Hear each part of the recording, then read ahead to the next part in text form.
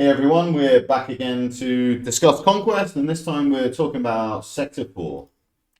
So the feats for Sector 4 are to evade at least 100 attacks in battles you win 10 battles with no attackers, attempt to inflict stagger 60 times, defeat 50 units with Mandalorians, win 14 battles with a full smuggler squad, and gain evasion up 20 times.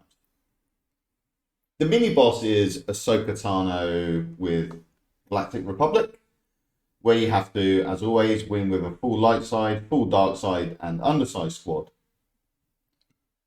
The boss for this sector, super exciting, is the new Maul with full Mandalorians. You need to gain defense penetration up 10 times. This was 20 before the update. Inflict armor shred 3 times. Defeat at least 3 units on the same turn. And win without using any supports. So this is a controversial one. People are considering skipping the Smugglers Feet, which I think is very reasonable. It's a heavy node investment or energy investment, as it's 280 energy if you win every fight to get it done. And not everyone has good smugglers. Kira, most people are not going to have her in any decent shape. But honestly, as long as she's got her max leadership, I think that's enough. That's all you need from her. That's not great in terms of efficiency because she's probably going to die every fight. But it sort of depends if you can afford to skip this feat. Most people, or nearly everyone, should have Han and Chewbacca done. A lot of people will have Nest relics, and quite a lot of people should have Veteran Smuggler Han relics as he's required for SLKR. So if you have your team in a similar shape to this, maybe like not relegate Han, of course, but if you have your team in this sort of position, I think you should at least try one node just to see how it feels. If it feels too tough and you lose, whatever, fine. But I think you should give it a go because Han's going to give you this special 2 to give evasion up. So you're going to rattle off the evasive movement feat very quickly. And Veteran Smuggler Han. So he has a 50% chance to double tap. 100% if he's targeting someone who's debuffed, whether that's stunned, tenacity down, stunned, or dazed. In which case he will inflict stagger for 2 turns. So you can rattle through the Reeling Blow feat as well. It's worth trying this once if you're in this sort of position. And then consider from there, well, this is too tough. Maybe you need to skip it. For Fleet-Footed and Disarmed, this is no attackers and dodgers. There's 2 real options here. One is a Jedi Master Luke team with Grandmaster Yoda, Kenobi, Shakti, and Hermit Yoda. You're going to use Grandmaster Yoda's Battle Meditation, Kenobi proccing his unique for the Foresight, Hoda just being having natural 100% evasion, and try to go in probably against a more AoE heavy team to really get the most out of your Foresights and evasions. The other option is to use an old Ben team, which is going to give you the natural 15% evasion. And there are some data discs which help with evasion as well. So that's pretty good. If you do that, you probably have to knock out General Kenobi because you don't then have enough damage in your team, and maybe replace him with a Gas, a Cam, or either of the 2 GLs, something like that, so you can actually still clear the nodes. But this should get it done. If you don't have access to these, then your best bet, though it's going to not count towards your Disarmed feat, is to use a Ray lead JTR team where you just keep everyone else hidden, keep a taunt on JTR, and go against teams with a lot of turn meter gain. So like a GG team, a Geo's team, a Imperial Troopers team. Teams like that where they're going to gain a lot of turn meter, and then that's going to fuel JTR's mastery, so she'll end up with 100% evasion. You can potentially get fleet-footed done in 2 to 4 nodes that way. And then you can do the Disarmed Feet in a different way, possibly by using Imperial Troopers yourself or something like that. So obviously Jedi Master Luke is your best replacement for Kenobi if you're doing Old Ben lead, because he also isn't an attacker. So that's worth remembering if you're trying to do this. If you're going to do the Mandalorian feat, which I think is pretty reasonable, you're going to want a Bo-Katan lead, because you can get a lot of assists out of this team, and if you do, you're going to get a lot of sustain out of Bo's unique, plus her leadership does give a bit more tankiness to the group. If you're not skipping the smuggler team, just use your most powerful Mandalorians here. Bo, Django, Bam, the Mandalorian, Armor, Canderous, whichever ones are going to make your most powerful team. If you're skipping the smuggler feat, you're also skipping the stagger feat and the evasion up feat. So I think if you're doing that, you have to look to build this team a different way.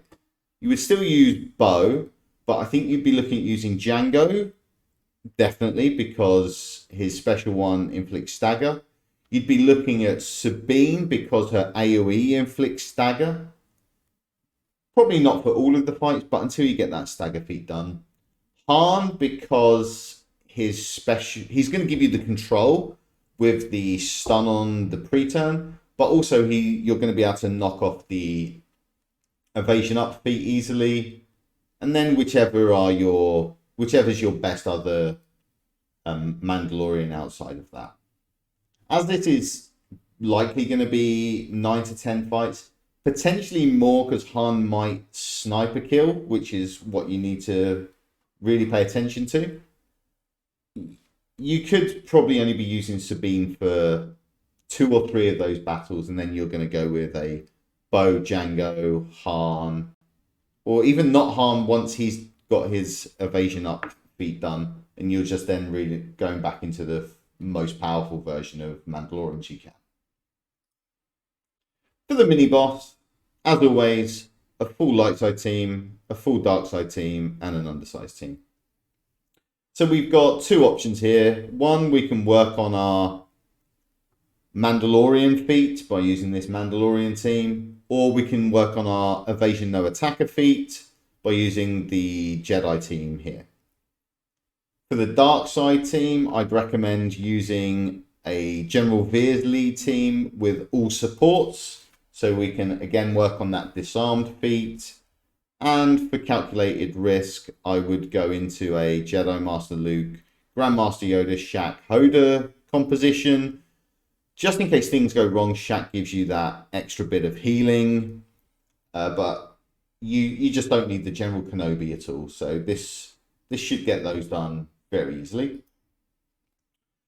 For Maul, now, from what I saw from people in Wolfpack and Arnold's stream, this Maul team is certainly not to be underestimated. You really want to go in with a galactic legend with high stamina, so you just don't get Maul going off before you do anything.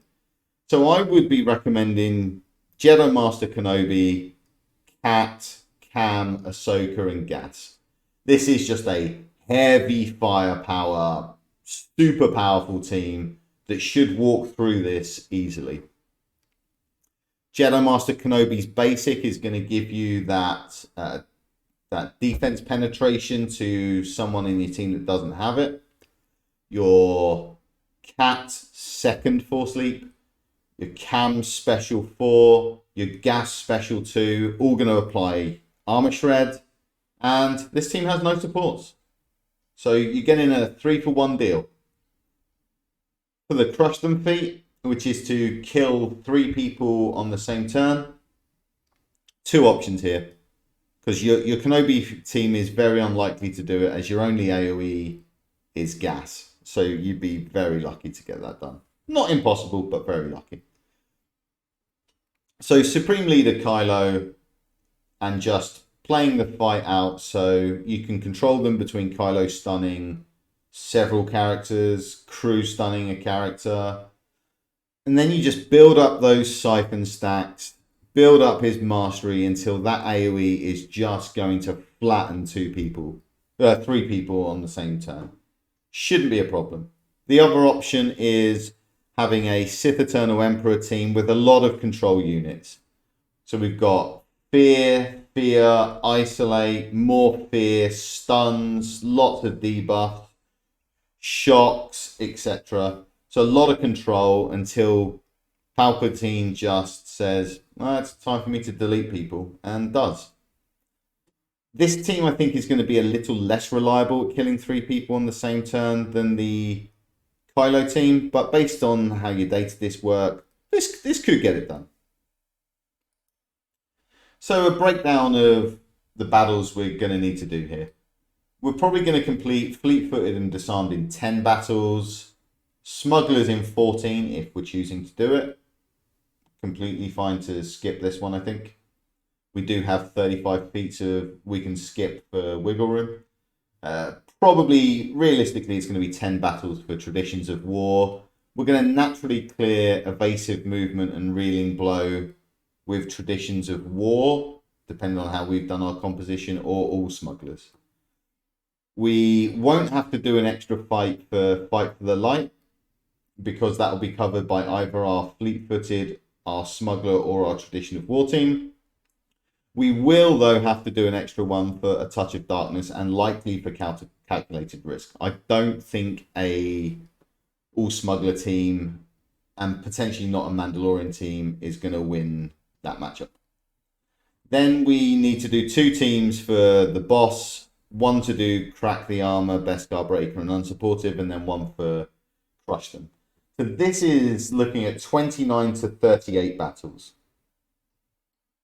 When you look at it as 29 to 38, this 14 for Smugglers, it looks very tempting to skip. Getting this down to 15 to 24 looks really nice. You're going to save a good chunk of energy and probably a good chunk of ball ache, honestly. Our strategy now is that we've got access to 80% of the data disc we're going to see there or thereabouts.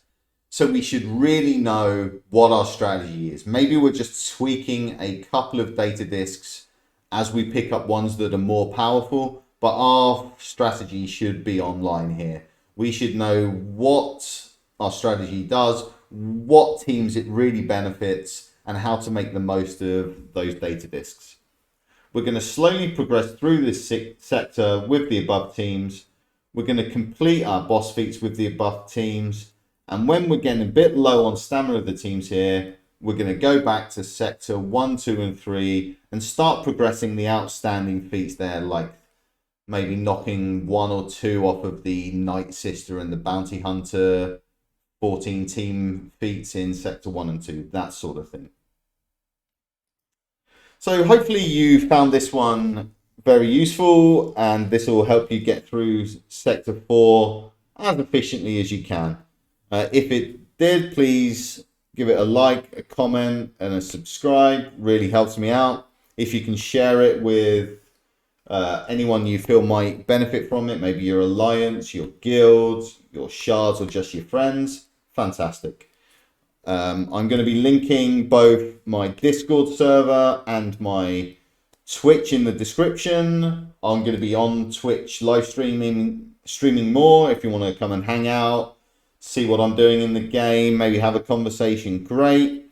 My Discord server is trying to become a bit of a pool of information for the community. So we're going to be talking about Conquest there, talking about GA, TW, TB, modding, arena, fleet, etc. Just hopefully has everything you need to get through the game with the easiest way possible for you. Thanks for tuning in, and hopefully see you again for Sector 5.